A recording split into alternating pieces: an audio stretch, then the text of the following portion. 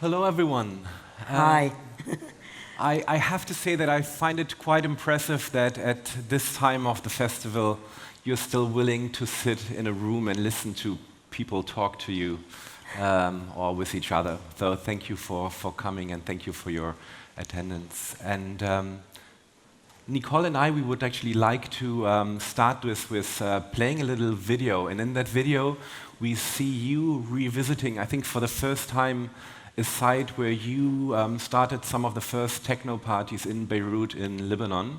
Correct. And let's have a look at this and then talk about it. That was actually the turning point of my life, this place. It was a fantastic party, but then I got expelled because of it.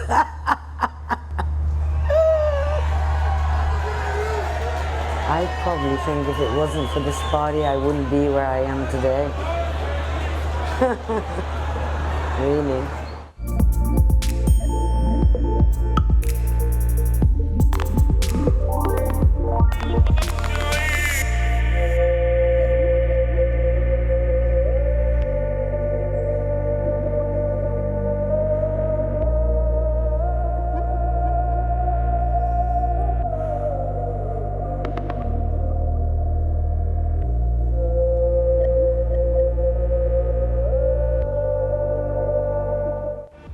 All these obstacles and the battles that I fought made me who I am today.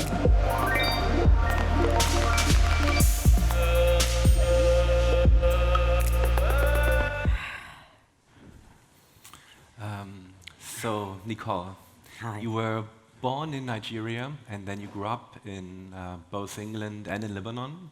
Yeah. So can you give some background to what happened? What made you start these parties in Beirut? And what was the political situation at that time in Beirut? And maybe also the music scene? It was non-existent. So I graduated from London and came back to Beirut because the family wanted me to come back. They tried to, obviously my family is very traditional and this type of culture and background. I broke away from it because one day I was in New York, I discovered the artist in me on a dance floor.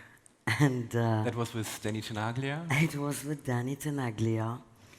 And I wanted to get into the music world, which was unacceptable back then.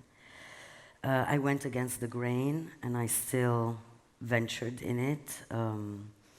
It was after the war, around 96, 7, and I started doing parties. And they were amazing. I got the first DJs ever. Back then, they never heard of anything called DJ. And one day, it was during Halloween. And while the country was coming out of the war, they wanted to live and enjoy themselves. So during Halloween, the gays of the city took this opportunity to come and party. And so they dressed in a very flamboyant way, obviously. And during that time, Lebanon wasn't independent. It was very much under the Syrian influence. So at that party, we had undercover agents who consequently published in a 5-spread magazine, equivalent of GQ or Tatler or Vogue or whatever you want to call it back then. So it was all over the Middle East, Nicole Moudaber promoting perversion and homosexuality. So from that point, they asked me to come down to the station, to the moral police, and they wanted to put me in jail for it. And that was the turning point of my life. It was scandalous. and very harsh. Had I not have contacts, I would have been in jail, but I was lucky, and I got out of it. And from that point, I left the country completely, and I thought this was really too small for me, and here I am promoting arts and culture, and they want to put me in jail for it. So I went to London, and I stayed there ever since. I never talked about this incident. I wanted to suppress it, forget it, delete it completely. But coming back to Beirut, it's been now 3-4 years. I've been playing there, just playing. But it means for almost 20 years you didn't come back? Not really. And you never DJ'd there until Recently, yeah. Which is amazing, because the welcome that they're giving me, especially the young new generation now, seeing me like an idol and a fighter and a warrior and a hero, and it's kind of nice. It's kind of nice. Okay. So you left Beirut for London. Did you feel, I mean, did you have a clear idea when you arrived in London what you wanted to do with your life? I went into promoting parties, so that was my passion, music. I booked about 500 DJs in my life every month.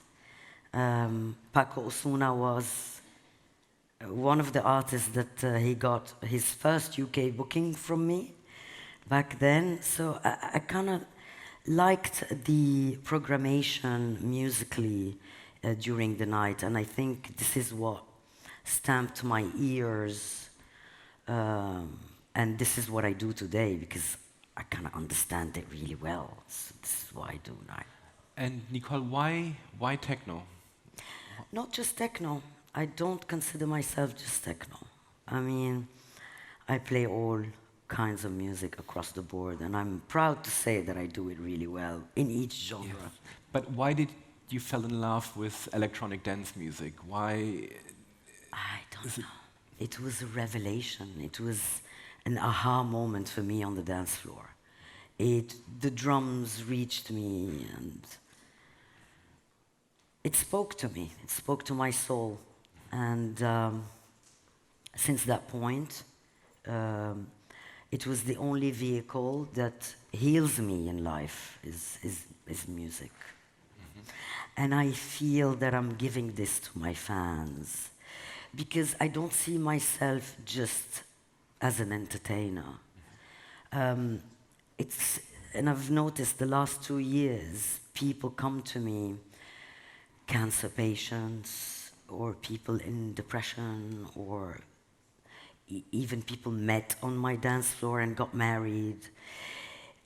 And I kind of had a purpose, because I don't just want to come in and play records. This is not what I want to do. That's not my purpose. I would like to have more of an impact. And it's turning into this. I'm kind of like this spiritual healer for 8 hours. Stepping out of your ordinary and getting enchanted and leaving the real world for a minute. Okay. This is how I'd like to see myself. Yes. I mean, Nicole, quite literally, you've got a voice that's being listened to around the world, literally, because your radio show, In the Mood, I think it's being broadcasted by over 80 FM stations in more than 50 countries in the world. Was there a moment for you where you realized that you were inspiring other people? Yes, it was through that. It's a great medium. I've been doing it for 5 years now. And it reaches 25 million every week, which is a staggering number. When I heard it, I was like, oh my God. So it's a big responsibility and a big commitment, and I take it very seriously. And I try to, not preach, it's not the word, because I'm against that word. Try to help as much as I can, and showing the positive side of life through my music. And when you were in London and you went from promoting parties to DJing yourself and then producing yourself, did you have any people that inspired you or that were mentors to you? Honestly, I learned everything on my own. Obviously, I have many inspirations, but I was never taught to do anything. I'm self-taught in that sense. Carl Cox was the first one that discovered me and discovered my music. How did that happen? Through my productions. He was the first one to pick them up and play them on his radio show. Consequently, after that, I became one of his residents at his Tuesday nights at Space. I did that On Ibiza. in Ibiza for 7 consecutive years with him.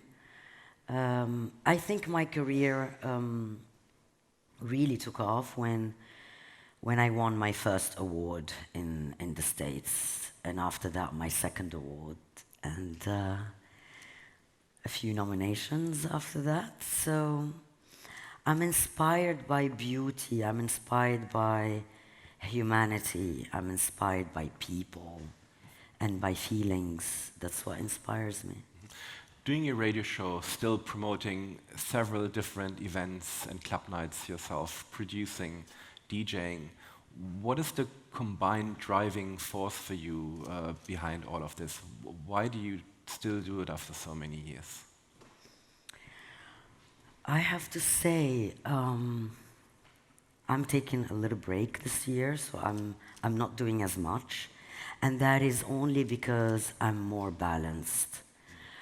The frantic schedule that I had for the last 6 years was fueled by pain and anger and betrayal. And I could say it worked for me, but emotionally it didn't. But my career took off because of the drive and the pain, I would say, because I didn't want to feel anything, so I dove in working 24/7, which affected my mental and physical health during that time. I had skin problems because of it, which I never said this before. Excuse me. Nicole, I mean, from the outside, your career in the past years really has only been going up. So what you're saying is that the problems that you were facing, they were not in contrast to this career, but they were kind of fueling this career. Are you okay to talk a little bit more about the reasons for for these problems that you had? I think, it's psychosomatic. When you're in pain or any kind of emotion, I'm not saying everyone, but most people do get, physical problems or health problems because of it. And to keep the balance when your career is taking off and you have this going on, it's really hard. And a lot of it was because of the lifestyle that DJs are living, or? No.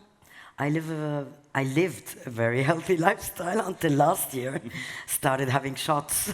But no, I didn't have any alcohol, any drugs during that time. I was super focused. But what did you struggle with, or where did the problems come in? Family issues. Your father died 7 years ago? Yes. And I actually never had a father. He was there, but I never really had a father. My mom as well. So they were pretty much busy with themselves.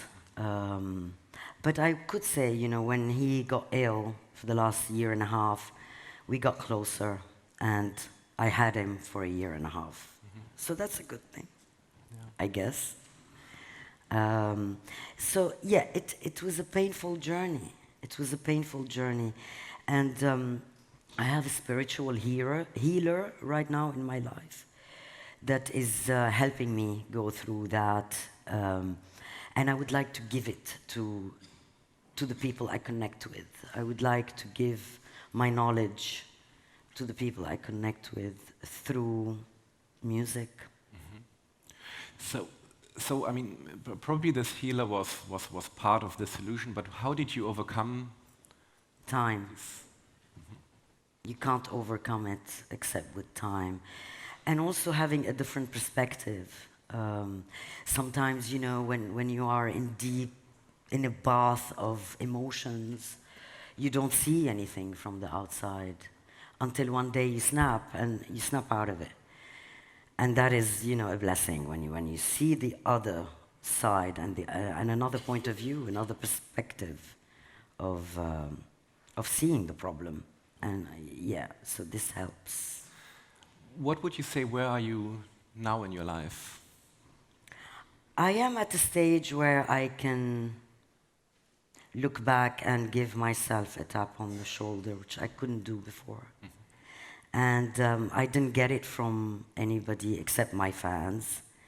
But now I can look at myself and say, oh my God, yeah, you've done all that, not bad. Great. I can say that. Nicole, I'd like to change the subject to something lighter, maybe. Yes. But for many people in the audience, maybe who have no idea about the life that DJs are living, we're right at the moment, maybe at the peak of the festival season. What does that mean for a DJ like you? What does festival season mean? What is no sleep, double shows in one day, on the road. But how many like DJ sets do you play a week, or how much are you traveling? Can you give an example of a typical weekend that you're having at the moment? I mean, as I said, this weekend I've got 3 shows coming up, back to back. But as I said, I'm not gonna go frantic, because there was a point where I was doing 20 shows in 25 days, which is insane. And that carried on for about 6 or 7 years. Why were you doing this? Because I just didn't want to be alone with myself, I guess.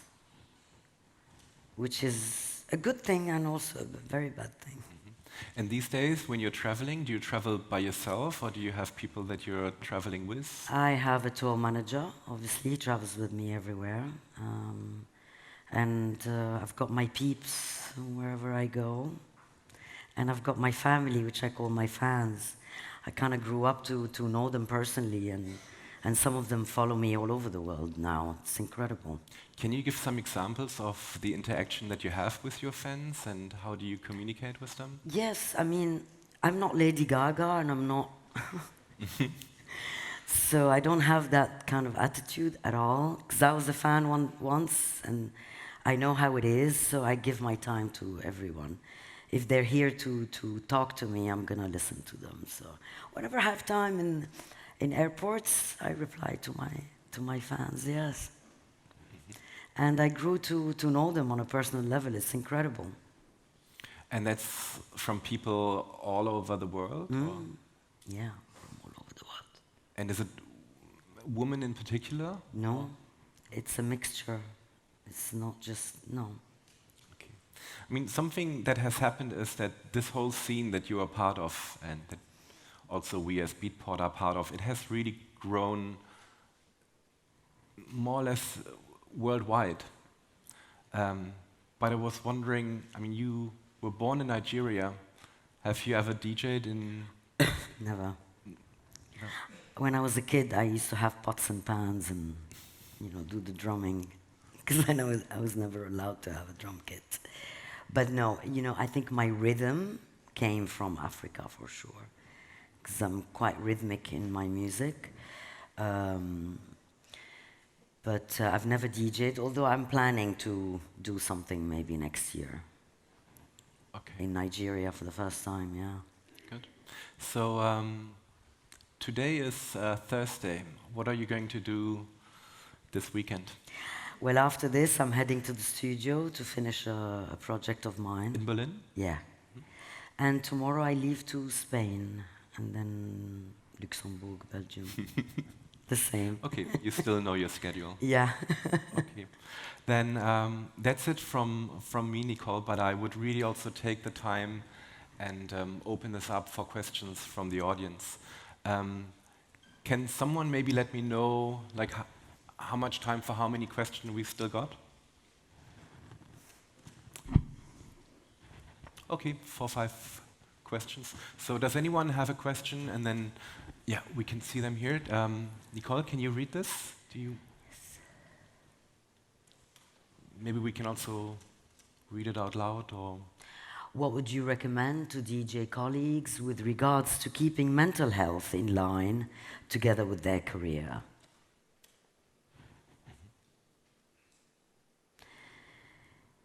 You know, friends and family actually help if you have any issues. I think it's always good to talk about them and not hold it in,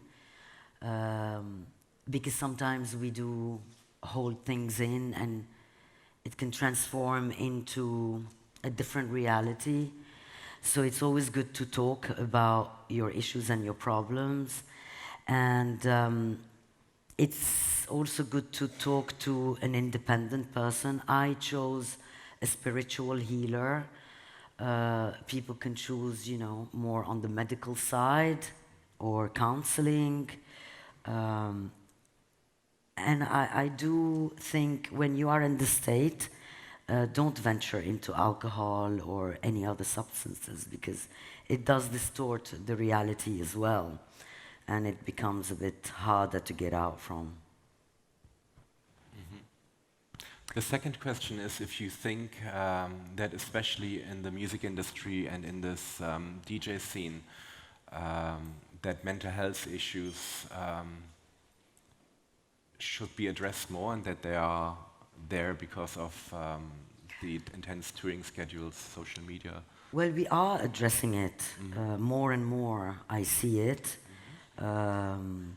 We are addressing it. I don't know if it's coming across for the people who really need it, because I don't see it much around on social media, unless you look for it.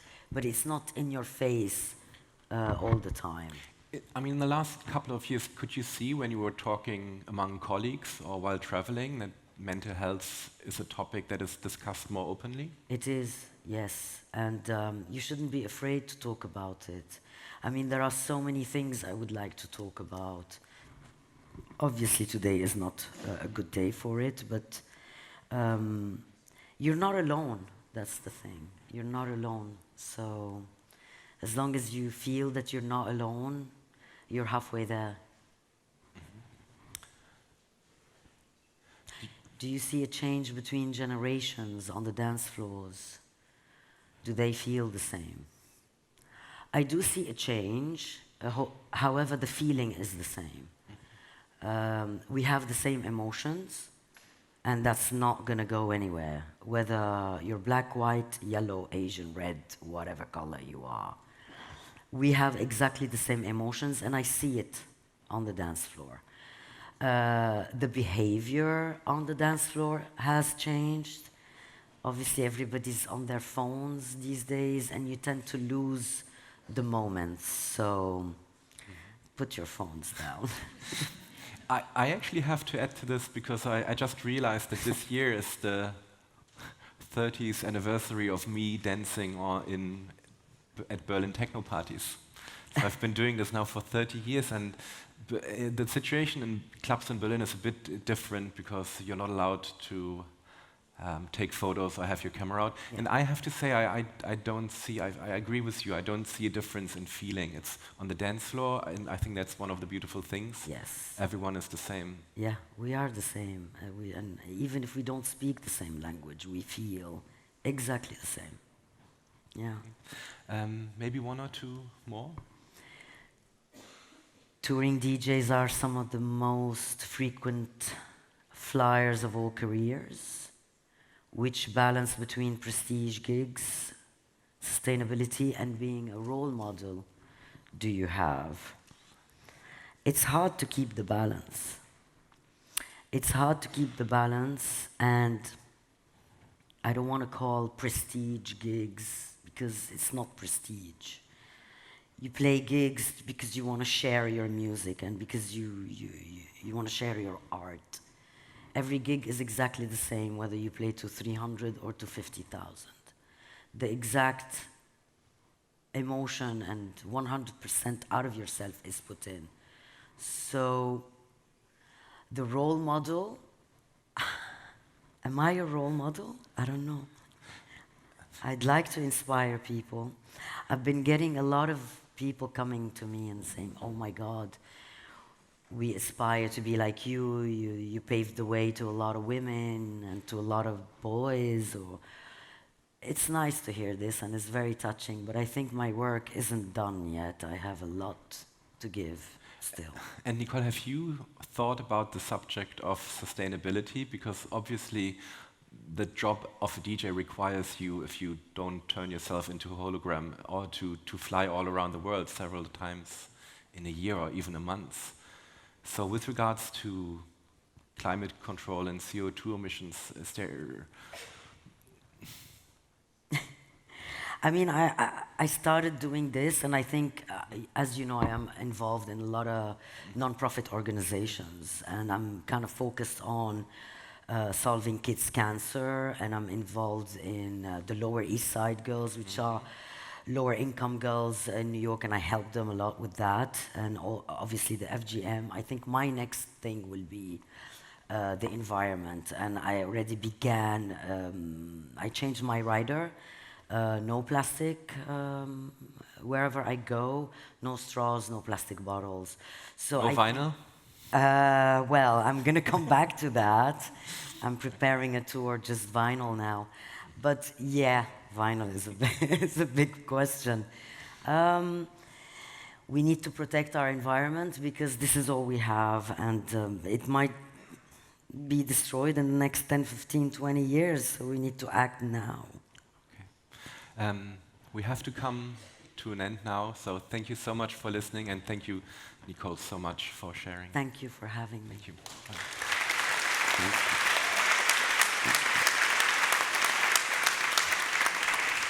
Thank you both so much.